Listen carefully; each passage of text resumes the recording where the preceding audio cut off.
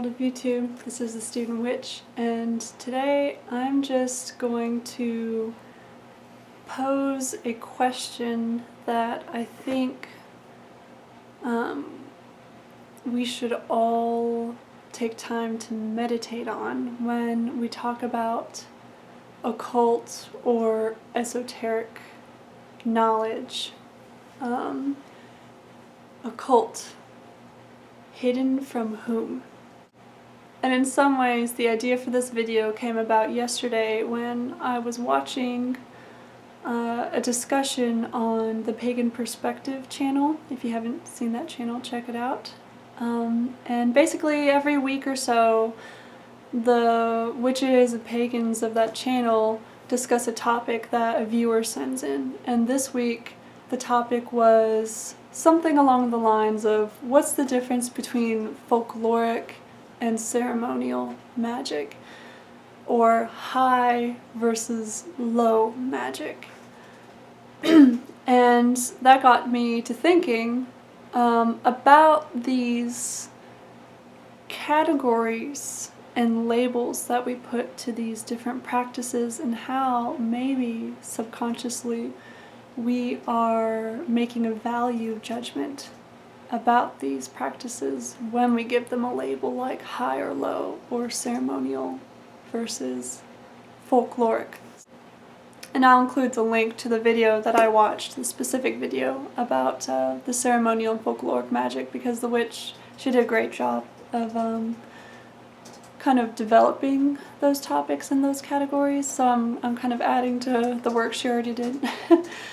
And also this video is kind of going to serve as a sneak peek to a book review video that I'm going to do probably sometime next week, after I get some things done around here. And I know I've mentioned this book in several videos, and I know I keep promising that I'm going to make a book review about it, but I will this week, I promise. This topic of the occult, and what does that mean, and the differences between high and low, or ceremonial and folkloric magic. I really value this book because he kind of shows how the type of witchery that we think of as traditional or folkloric or kitchen witchery, right, the lower witchcraft, he shows that it can be just as philosophically complex as something like high or ceremonial magic, or occult or esoteric knowledge. And that leads me to a quick little caveat that I need to make before I dive into developing this question of occult hidden from whom. That caveat has to do with my personal academic interests. You know, I'm a PhD student. I work a lot with feminist theory, queer theory, post-colonial theory, and literature. And that leads to questions of Western modernity. What is that modernity? Why is this timeline of prehistory and history, or the Dark Ages, the Renaissance, and modernity, why is this very Eurocentric or European timeline all of a sudden it gets applied to the rest of the world? You know, if it was the Dark Ages in Europe, what was going on in Imperial China, for example, or in the empires and civilizations of Latin America? Was it dark for them too? You know, kind of questioning that. Colonialism, issues of privilege, and questioning knowledge. What knowledges are valued and why?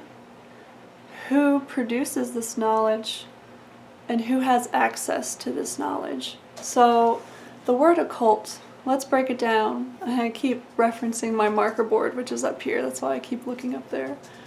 Occult comes from occultus, the Latin word meaning hidden or secret. And occult is often used in conjunction with the word esoteric. And esoteric means arcane, hermetic, only taught to or understood by a limited group of people.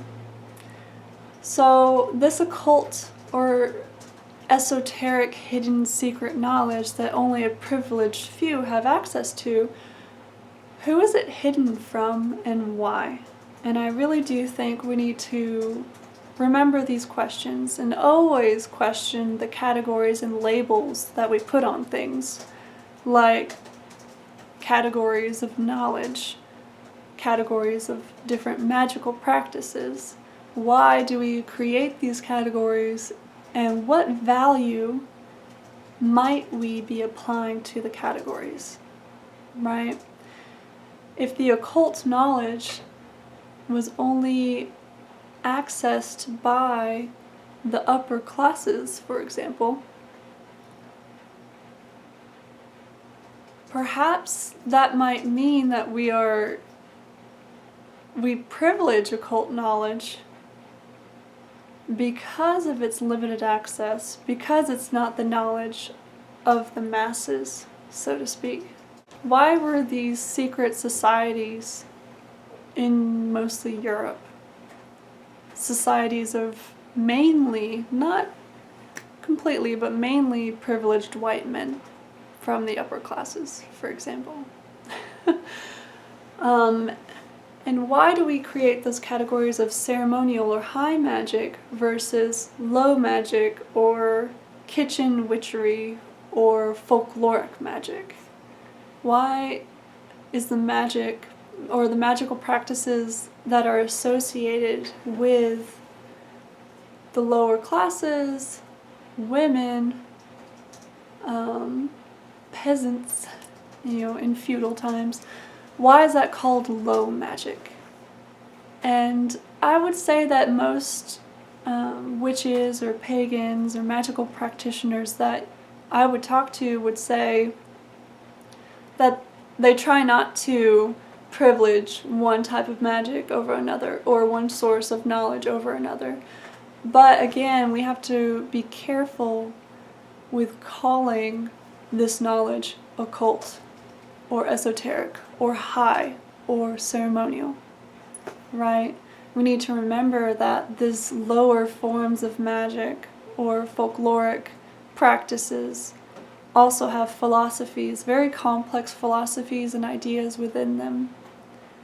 So that's my question, occult. If it's hidden knowledge, from whom was it hidden?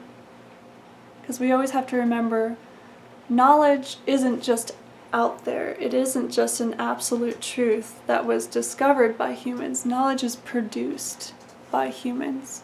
And humans often live in hierarchical societies in which certain privileged classes have more power than the lower classes.